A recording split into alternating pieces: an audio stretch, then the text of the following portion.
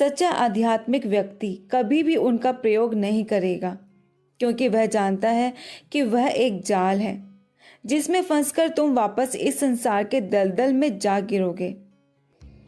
एक सच्चा आध्यात्मिक व्यक्ति कभी भी किसी शक्ति का प्रयोग करता ही नहीं। यदि ऐसे प्रामाणिक आध्यात्मिक व्यक्ति के चारों ओर यदि कभी कभी चमत्कार होते भी हैं तो वे अपने आप होते हैं, वह व्यक्ति उनको करने वाला नहीं होता।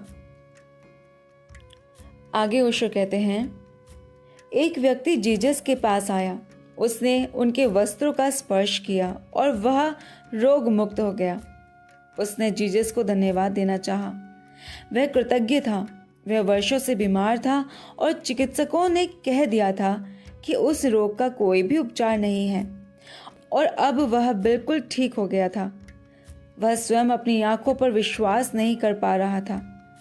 वह उन्हें धन्यवाद देने उनके चरणों में गिर पड़ा। जीसस ने कहा, तुम्हें धन्यवाद देने की कोई भी जरूरत नहीं है। धन्यवाद परमात्मा को दो और वास्तव में तुम स्वयं को ही दो धन्यवाद। यह तुम्हारी अपनी ही आस्था है जिसने तुम्हें ठीक किया है। मेरा इससे कुछ भी लेना देना नहीं है। एक आध्यात्मिक मनुष्य के आसपास चमत्कार होते हैं। प्रामाणिक चमत्कार। प्रामाणिक चमत्कार यह नहीं है कि तुम हवा से राख उत्पन्न कर दो अथवा स्विस घड़ी प्रकट कर दो। यह चमत्कार है ही नहीं। यह तो साधारण तरकीबें और हाथ की सफाई है। प्रामाणिक आध्यात्मिक मनुष्य के पास प्रामाणिक चमत्कार घटते हैं। लोग बदल जाते हैं, उनका रूपांतरण हो जाता है। लोग अस्तित्वगत शून्यता की नूतन उपलब्धि को महसूस करना शुरू कर देते हैं। लोग जीवन, आनंद और शून्यता के नए आयामों की ओर गतिशील होना शुरू कर देते हैं। एक बार अहंकार विसर्जित हो जाए, फिर तुम्हारे उदर में घाव रहेंगे ही नहीं, वे पूरी तरह ठीक हो जाएंगे। उदर में अल्सर होना तो तीव्र कामनाओं के पद चिन्ह होते हैं। फिर तुम्हें कैंसर जैसे रोग की संभावना नहीं होगी, क्योंकि तीव्र लालसा की असाध्य चाह ही कैंसर उत्पन्न करती है। जब लालसाएं अत्यधिक सघन हो जाती हैं तो शरीर उन्हें बर्दाश्त नहीं कर पाता और शरीर मृत्यु की ओर बढ़ना शुरू कर देता है। शरीर ऐसी परिस्थितियां उत्पन्न करना शुरू कर देता है जिससे वह आसानी से शीघ्र मर सके। कैंसर मरने के लिए शरीर के द्वारा ही किया गया प्रयास है, क्योंकि जब चीज़ें बर्दाश्त के बाहर हो जाती हैं फिर और जीने की ज़रूरत रह ही नहीं जाती। तुम स्वयं मर जाना चाहते हो। कैंसर पूरी तरह से यह प्रदर्शित करता है कि तुम्हारी मरने की ही इच्छा है।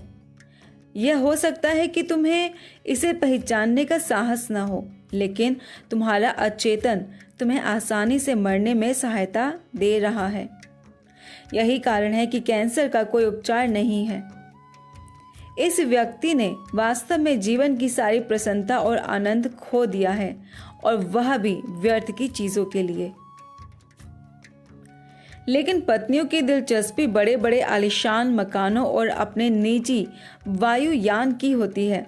तुम्हें कैंसर हो सकता है, सब कुछ ठीक है, उसे तुम गवारा कर सकते हो।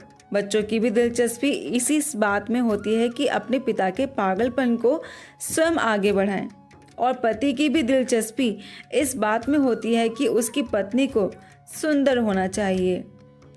इसलिए नहीं कि वह अपनी पत्नी से प्रेम करता है, वह उसके लिए एक प्रदर्शन की वस्तु है जिसे अपने साथ वह समाज में चारों ओर ले जाता है।